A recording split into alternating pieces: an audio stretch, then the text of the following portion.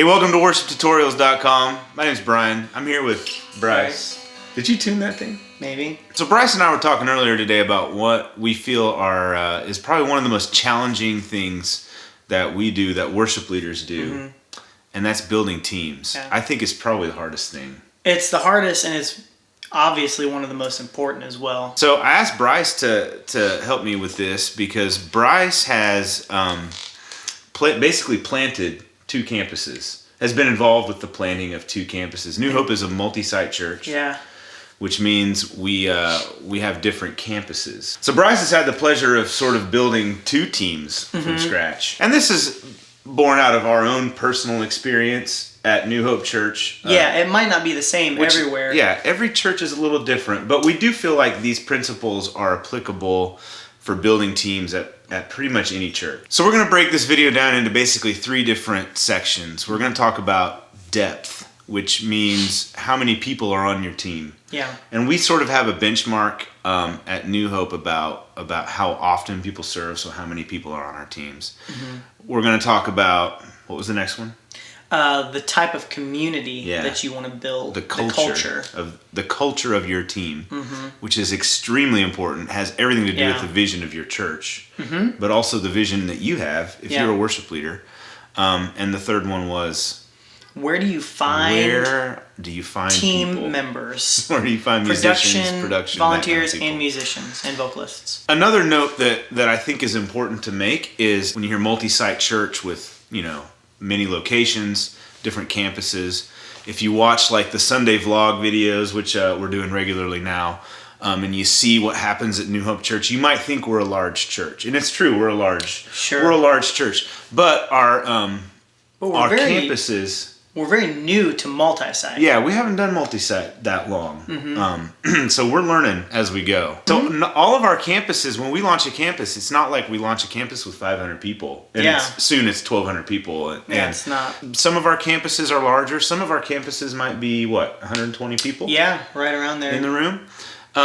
So if you're involved in a church that you would say is a smaller church, it's probably not that much different than the size of some of our campuses at New Hope Church. But we're going to break these things down, and we think they're applicable for a church of, 5,000 people, which is New Hope as a whole is probably around 5,000 to 7,000 on any given Sunday across all the campuses. But they're also applicable of a church of 5 people. Yes, absolutely. To a church of 5 people. Absolutely. Yeah. So point number 1 is building your bench. Building your bench, your depth chart.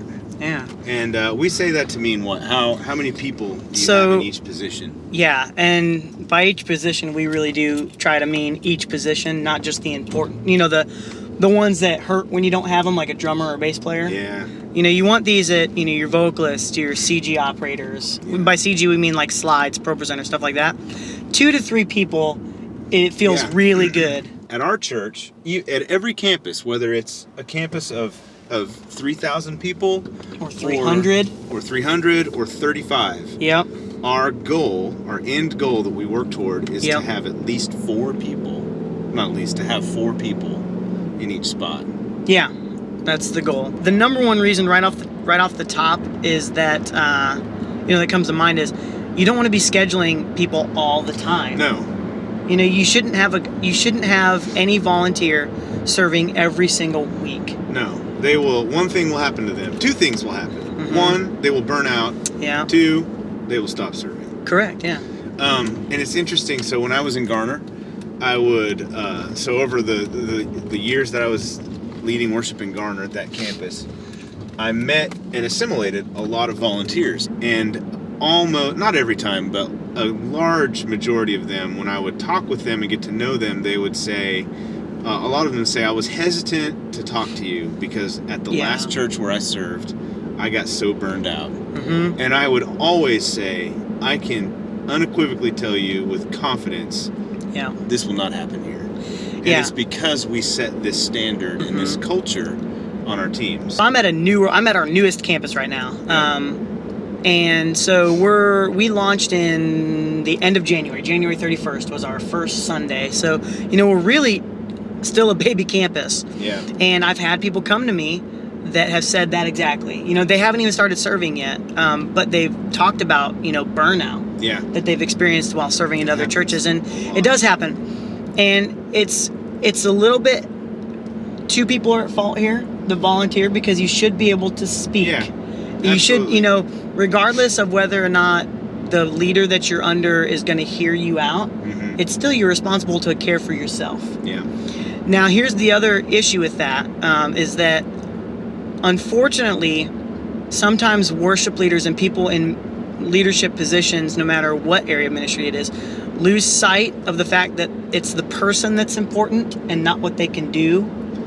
I struggle with that. And so it's really hard. No, it's really hard because, you know, we feel these pressures, and that's why we're having this talk, is because, you know, you're gonna, as a worship leader, you deal with these things week in and week out. Man, you gotta have teams. Man, I gotta have a drummer. We think, it really is. It's like, man, I don't have a drummer this week, and you may have pressure from a pastor. Like it's just, hey, you need to build your team. Pastor, hey, we need a drummer this week. Why don't we have a drummer scheduled this week? It's like, man, they're just, you know, it's hard to find people sometimes. So you can lose sight really easily if you don't keep it in check of the fact that, you know, the person is always more important, not what they can do for you. That's just hard truth right there. Sometimes that might rub you the wrong way, because and there is a point, you know, Brian, you just said you struggled with it before, and I have as well. And you know, I will in the future. And when you hear that, it doesn't feel good, but it's important to hear those things, because that's a growth edge for you. That means that's an area you need to really focus on and make sure you don't lose sight of that. You might have 3 people on your team to fill 6 positions every week. And that is a real struggle that we've all been there. This is not something that we expect to happen at a campus in 3 months. Oh gosh. So it's a long Realistically, some of these things can take you over a year. Oh, absolutely. Like, and I say that not to say, well, I can chill, you know, I can slack, you know, I don't have to work as hard. Right. I'm saying that working hard, it can still take you over a year to achieve, and longer to get to these hit these numbers that we're trying to get to. You know, just it can be time consuming. So it's the hardest thing that we do. So our second point is culture. One of the coolest analogies I've ever heard is that you're either a thermostat or a thermometer, and there's a distinct difference in there. You know, the thermometer tells you what the temperature is, but the thermostat sets it. And every great leader is a thermostat. That's right. And I would say, honestly, any real leader is a thermostat and not the thermometer. And so, when it comes to culture, you create it. And that's important because it starts with you. But how do you create it, Bryce?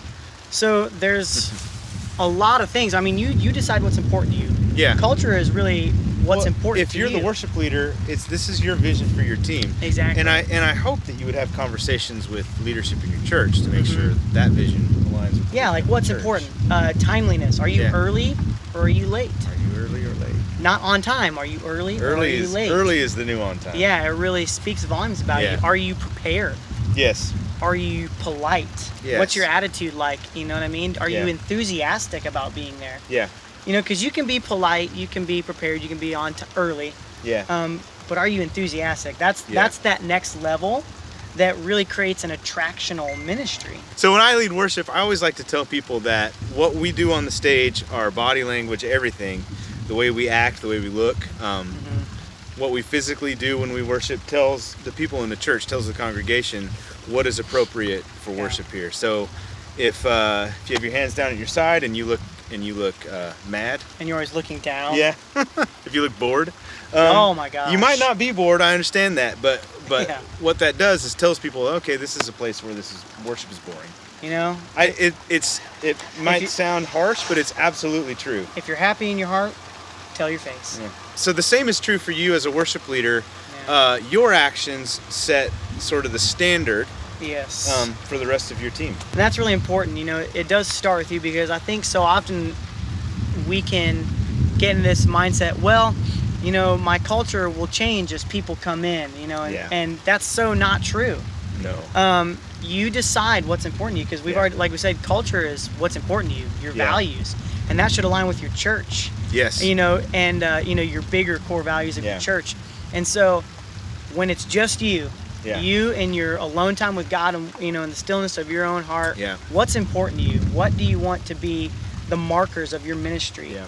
For me, one of the things, on top of everything we've said, is I want my volunteers to look forward to showing up on rehearsal nights and Sunday mornings. Yep. Regardless of what their week's been like, I want what they think of the ministry I lead to be positive. Right. In every way. Right. And so that's a value for me. And so how I accomplish that is through these other things we've already discussed. Yeah. And the type of people that I allow on the team, because you have to protect your culture. Right.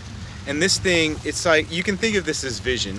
And part of the reason why we're standing in front of our church is because vision is so important to us as a church. It's so important that on every single campus, every single building of our church, we write it. And so you can see it right back there. Reach, teach, release. That is the vision of New Hope Church. And if you drive up to any New Hope campus, you'll see that. And as we show you some more footage from different campuses in the future here on the channel, you're going to see it's written on every single building. Yeah. It's so important. It's so important. You always remember it. You always keep it in the forefront of your mind and in the forefront of your team.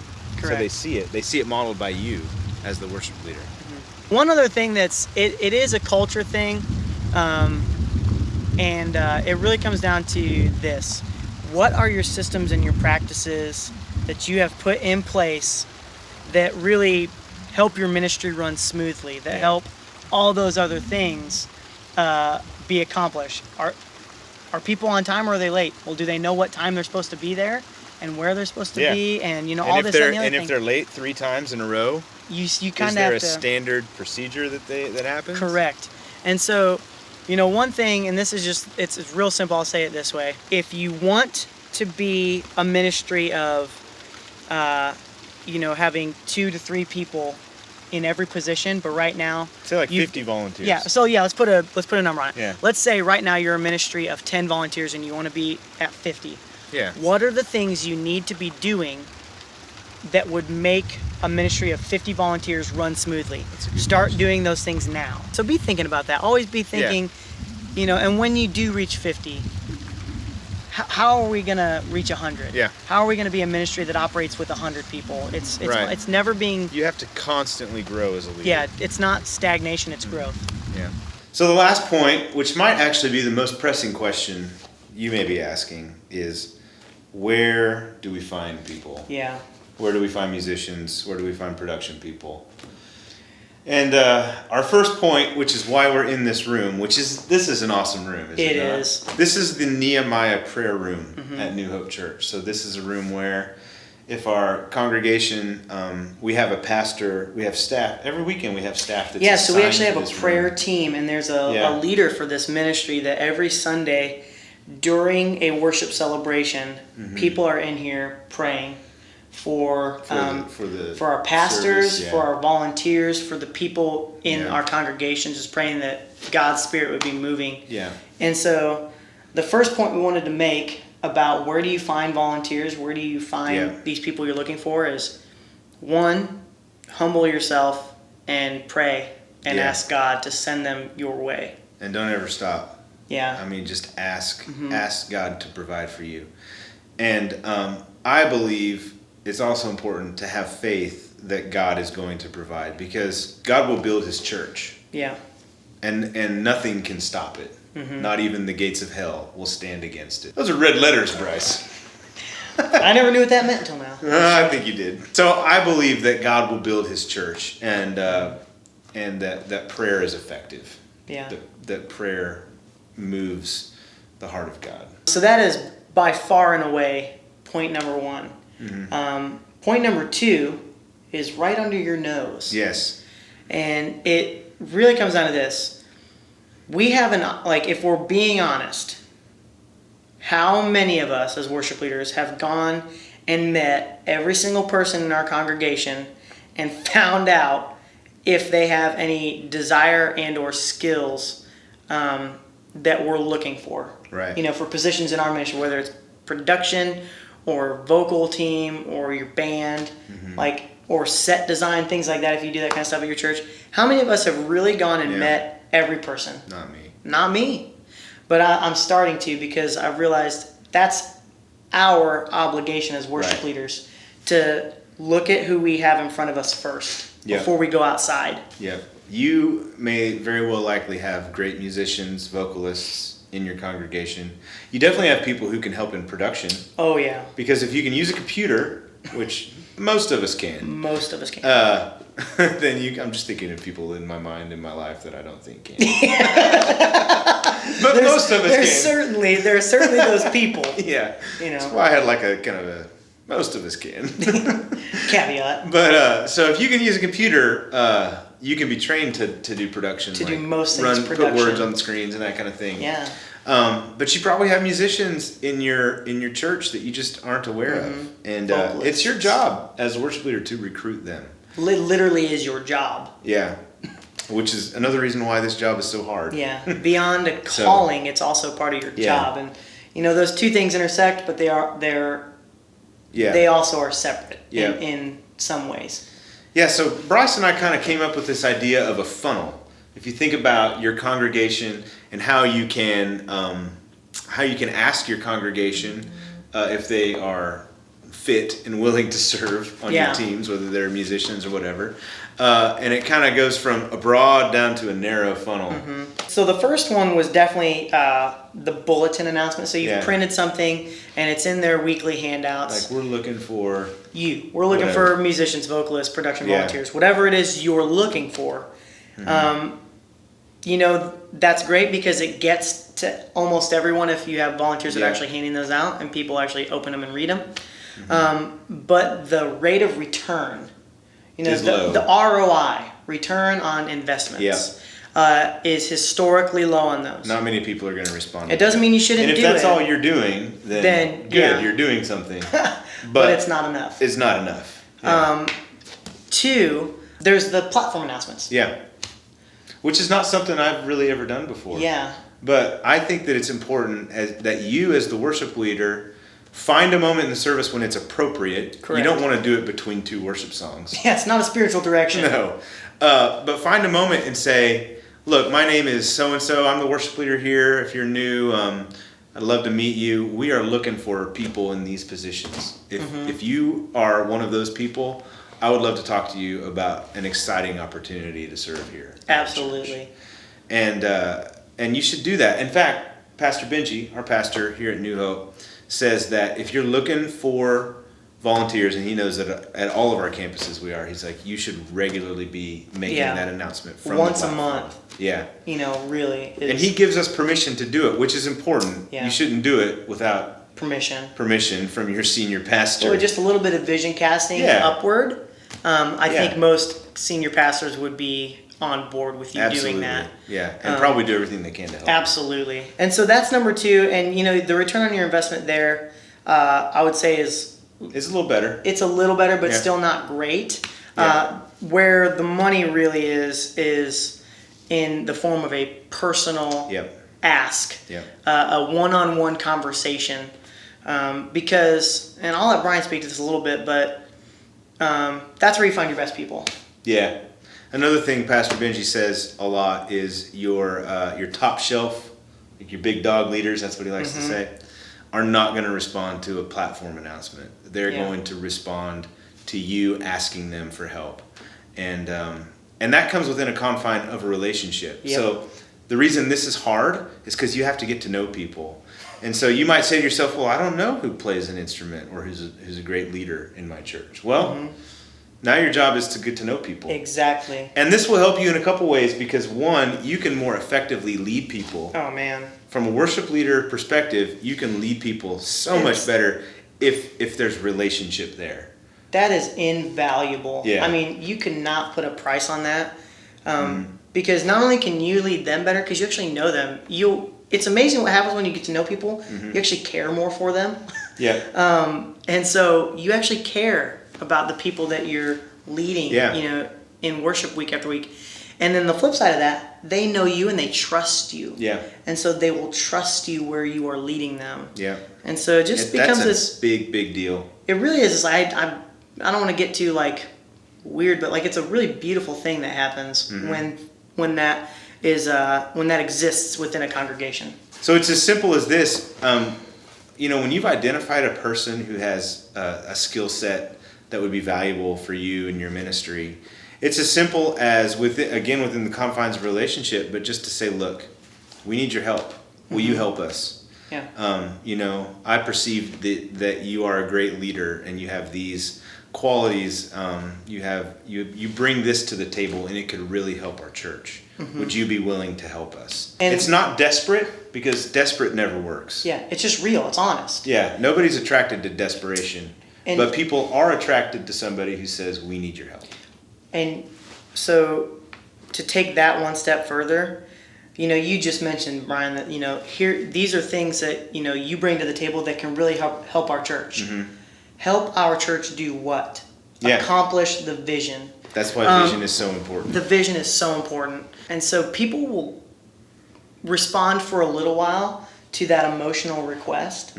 But what keeps them engaged is the vision. Yeah. And knowing, man, what I'm doing really is helping accomplish the vision of this church, which for us is reach people, teach them the Bible, and release fully devoted followers of Christ and other churches to the glory of God. And so, in every way, I'm really trying to think about, when I recruit somebody, how are they helping accomplish that? Yeah. And that comes back to you, because that's going to make you a better leader when you can say those things to yourself and you know them emphatically.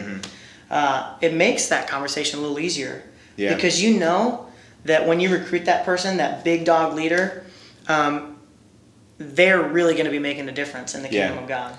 And on the flip side, if an effective leader agrees and says, yes, I will help you, and you don't really give them a role, and they feel like they're spinning their wheels, great leaders aren't going to hang around. They don't have time. No. Because most great leaders are already leading at a pretty big capacity. So the vision thing is important when it comes to this.